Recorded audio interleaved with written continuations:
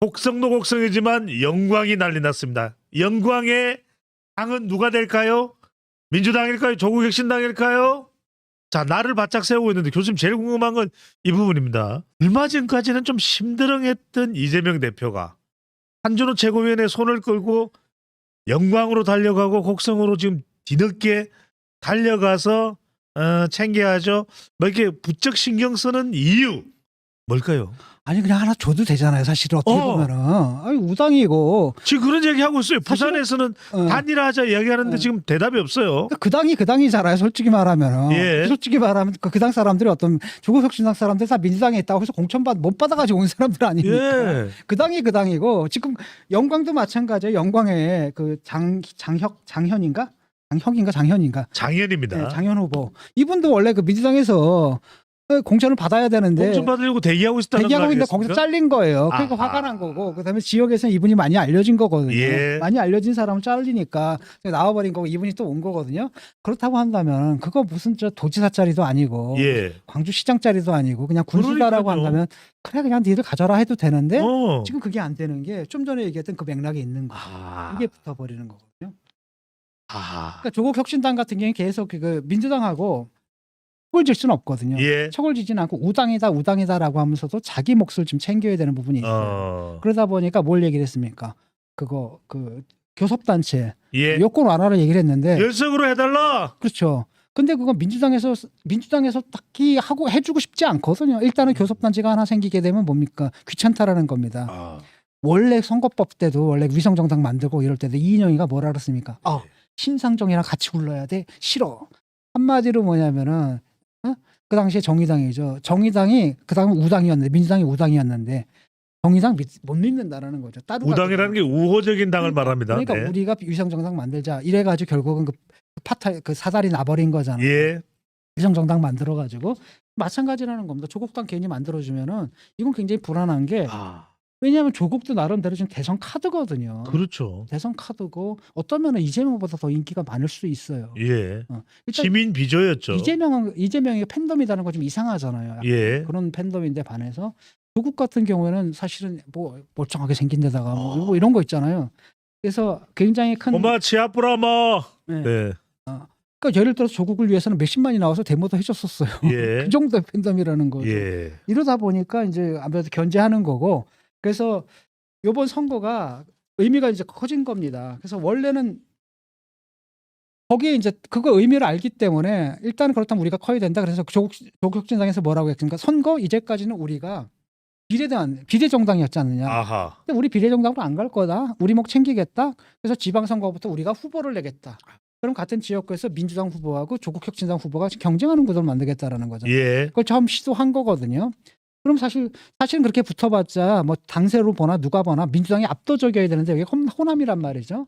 그래서 모든 사람들이 그러니까 민주당이 압도적으로 이길 거라고 예상하라는데 지금 여론조사를 닦아보니까 1, 2주 전에는 예. 장혁 후보가 막 7%, 8%막 장현, 네. 장현 후보가. 네. 이러니까 이게 불똥이 떨어져 버린 거예요. 아이고. 이러니까 조국혁신당에서는 이거 뭐야? 내려간 거예요. 그래서 조국 대표가 내려가가지고 뭐 한 거지? 거기다가 영광에다 아예 그냥 집 차려가지고 한 달 동안 월세살입니다. 월세살을 지금 하고 있단 말이죠. 그러면서 그냥 들러붙은 겁니다. 이러다 보니까 상징성이 딱 뜨는 거예요. 근데 만약에 이 선거에서 만약에 민주당이 져버린다? 호남에서 흔들리고 있다라는 게 표로 확인되는 거거든요. 그러니까 이재명 대표가 그냥 솔직히 얘기합니다. 만약 결과가 이상하게 나오면 민주당 지도체제 전체의 위기를 몰고 올 수가 있다. 예. 이게 그 얘기가 쫄았네요. 쫀 거죠. 그래서 뭐라고 또 다른 한편은 뭐라고 그러겠냐면 그 지역 국민들 향해서 유권자들 향해서 큰 선거도 아닌데 뭐 정신 차리게 할 겸 다른 선택도 해보실까 하는 심정. 내가 다 이해하지만 그래도 이번에 압도적으로 승리하게 해달라. 압니다. 우리한테 삐진 거 알고. 절박해 큰 선거도 보이네요. 아니고 그러니까 이거 하나는 저쪽 줘라. 알겠는데. 예. 그래도 이번에 우리 압도적으로 이기게 해달라. 왜? 여기서 딱 우리가 지게 되면 결과가 이상하게 나온다면 지도체제가 방금 출범했는데 이게 전체에 지금 위기를 몰고 수 있는 이런 선거가 돼버린 거죠. 예. 그러다 보니까 아차 싶으니까 자기들도 지금 내려간 거예요. 내려가고 혼자 내려가기 뭐하니까 호남권에서 그래도 박지원, 한준호. 인기가 많은 박지원 그다음에 영광의 한준호. 출신인 한준호 대표 가가지고 야 그 조그만 군수 선거에 지금 당 대표가 다 떠가지고 뭐 용가리 싸움을 좀 벌이는 상황이 예. 돼버린 거죠. 야, 정말 용가리판이네요. 네. 그러니까 조국 혁신당은 이제 어떤 전략이냐면 호남에서 사실은 지금 집권당은 국민의힘이지만 호남은 다르다. 호남에서 집권당은 사실은 누구냐? 민주당이다. 예. 호남에서 민주당 여당이다. 이 사람들 견제하지 않으면 썩는다. 그래서 호남에서 정치형 신과 새로운 선택지를 희망하는 분들이 많다. 왜? 맨날 예전에 찍으니까 고인물이 썩어가지고 썩다 보니까 호남에서도 정치 혁신, 그다음에 새로운 선택지 이게 좀 있었으면 좋겠다는 분들이 많다. 그런 예. 분들이 우리를 찍고 있다라는 거죠. 아. 그렇게 또 이렇게 두 당이 경쟁을 해야 상하지 않는다. 예. 그래서 이런 민심을 갖다 외면하고 그다음에 경쟁을 억압한다면 그게 바로 상하는 길이다 이렇게 얘기를 하고 있다는 거죠. 이게 이제 유권자 설득에 놀린 거고요. 그래서 이제 두 당 사이에 이제 신경전이 어디까지 가냐면 이제 상한 놈 아. 이거 어떻게 된 거냐면 조국이 내려갔잖아요. 예. 그런데 민주당에서 사활을 걸고 있는 그 법이 두 가지가 있죠. 특검법하고 그렇죠. 최상병법. 이거를 딱 통과를 시켰는데 그 자리에 출석은 안 했다. 조국이 없는 거야. 그러니까 정청래가 이거 너무하는 거 아니야? 이래도 되는 거야? 아니 그 자리까지 가서 사진을 그렇죠. 찍었죠. 그다음에 이게 다 녹음이 됐던 거예요. 예. 거기다가 또 김민석이 나와가지고 상한 놈 뭐 이렇게 얘기해 버리는 거예요. 상한 놈이다가 얘기를 하니까 일단은 정청래는 딱 보니까 이게 민주당 지지층하고 조국 혁신당 지지층이 좀 중첩되잖아요. 그러니까 얘는 아찔한 거예요. 그래서 딱 빠져나와가지고 죄송합니다. 라고 사과문을 올렸거든요. 조국 대표를 욕하려고 했던 건 아닙니다. 예. 올렸단 말이죠. 근데 이제 김민석은 막 가는 겁니다. 그냥 가서 상한 놈이다. 딱 얘기를 하니까 또 조국 측에서는 예. 아니 같은 당인데 같은 친구인데 이런 식으로 서로 비방하고 모함하고 이러지 않았으면 좋겠다. 또 이렇게 얘기 나오고 신경전이 치열하게 벌어지고 있는 거죠. 예.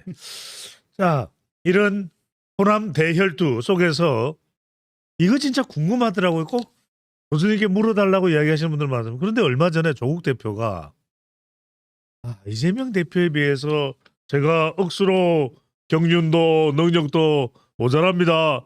이런 말도 했었고 또 명절 직후에 보면은 그때 알려지기로는 심상정 예. 아시죠? 전 정의당 대표에 대해서 대선 때 왜 이재명 대표를 밀어주지 않았느냐. 약간 단일화하지 않은 것에 대해서 질책하고 힐난하는 듯한 발언을 했습니다.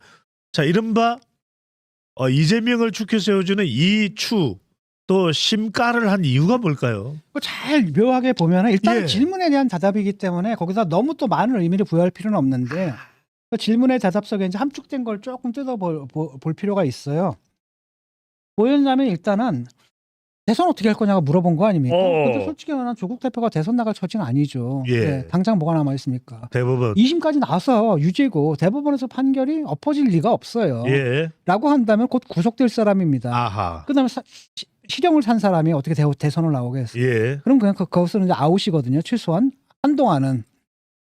그런데 그러니까 그런 현실에 대한 얘기를 좀 하는 거죠. 그러면서 그걸 갖다가 솔직히 말하면 그렇게 얘기를 해야 되는 거죠. 내가 어떻게 대선을 나가서 관박할 건데 이렇게 얘기할 수는 없잖아요. 아하. 그러니까 돌려가지고 아직 저는 아닙니다. 이재명 대표에 비해서 뭐 경륜도 부족하고 능력도 부족합니다. 그다음 이렇게 얘기를 해놓은 거죠. 그러니까 말을 돌려가지고 한 거예요. 립 서비스네요. 그렇죠. 립 서비스를 한 건데 여기 또 뭐가 있냐면은 아직은 경륜이나 능력이 부족하다는 얘기는 뭐냐면 근데 이제 그 다음은 나일 수 있다는 얘기를 지금 하고 있는 거예요. 아하. 그래서 이제 뭐냐면 민주당 지지자들을 좀 안심시키는 겁니다. 결국은 뭐냐면 내가 이번 대선에서 이재명하고 경쟁하는 일은 없을 것이다. 이렇게 안심을 시키는 거예요. 예. 근데 거기다 또 하나 뭘 또 심어놨냐면 가만히 보면은 예. 심상정 얘기를 해요. 그러니까요. 이게 도대체 무슨 얘기지? 그다음에 심상정이 얘기하면 내가 만약에 그때 심상정이었으면 나는 그냥 도중 중도 하차했을 것이다. 예. 이 말은 무슨 말이겠어요? 아. 내가 나갈 수도 있다는 얘기예요. 그런데 걱정하지 말아라. 나는 그런 상황이 오게 되면 이재명하고는 한번 붙어볼 수는 있지만 그러니까 예. 문제는 뭐냐면 내가 사법 이게 클리어가 됐을 경우에요. 만약에 여기서 파기환송인데 부분 파기환송이 나오게 되면 그게 되거든요. 부분 파기환송이 나오면 그게 되니까 만약에 그렇게 해서 내가 대선에 나가게 된다면 일단은 경쟁을 할 거야라는 거예요. 아. 근데 경쟁이 정말 내가 형편없이 처진다라고 한다면은 걱정하지 말아라. 대선 구도엔 지장 없다. 내가 중도 하차할 것이다. 아. 라고 얘기하는 거죠. 예. 그래서 일단은 민주당 지지자들한테 뭐랄까 안심을 시키는 거예요. 안심 전략. 안심을 시키고 우리를 안심하고 우리를 찍어주십시오. 술렁술렁 전략. 그리고 그런 네. 전략으로 좀 얘기한 것 같은데 아하. 저게 척딱 보게 되면은 이걸 보게 되면 대선 안 나오겠다는 얘기는 없어요. 아. 그때 준비해서 나가겠다는 얘기고 빠르면은 이번에도 나가겠다 해보겠다. 근데 만약에 안 된다라고 한다면 걱정하지 말아라. 예. 난 심상 정화가 달라. 나는 중도 하차할 때 이거 절대 걱정하지 말아라. 그 얘기가 좀 함축돼 있잖아요. 얘기가. 아. 그래서 이건 뭐 준비하고 한 얘기 같지는 않고 그냥 뭐 나오니까 예. 질문이 기자들이 질문하니까 거기서 대답하는 과정 속에서 이런 얘기가 나온 건데 아. 또 가만히 그 뜯어보면 이런 뜻이 좀 들어가 있잖아요. 이해가 됩니다, 교수님. 네. 지금은 숨죽이고 있지만 거친 이 재판부의 피바람이 불고 나면 그때는 내 시대가 될 수도 있는 것 아니냐 그렇죠. 이런 해석으로도 읽힙니다. 아마 그걸 기대할 겁니다. 예. 부분 파기 환송. 아. 근데 일단 환송만 되면 되거든요. 그게 다시 1심, 2심, 3심가 오는데 또 얼마나 시간이 걸리겠습니까? 그럼 자기는 출마도 할 수 있거든요. 예. 그래서 내심 그걸 기대할 거예요 아마. 근데 내가 볼 때는 그렇게 될 확률은 거의 없다. 따질 게 뭐 있습니까? 딱 1심 끝나고 2심 끝나고. 그래서 전혀 저는 왜냐하면 1심하고 2심하고 다른 게 없었거든요. 예. 라고 한다면 거기서 또 다시 따질 건 별로 없을 거다.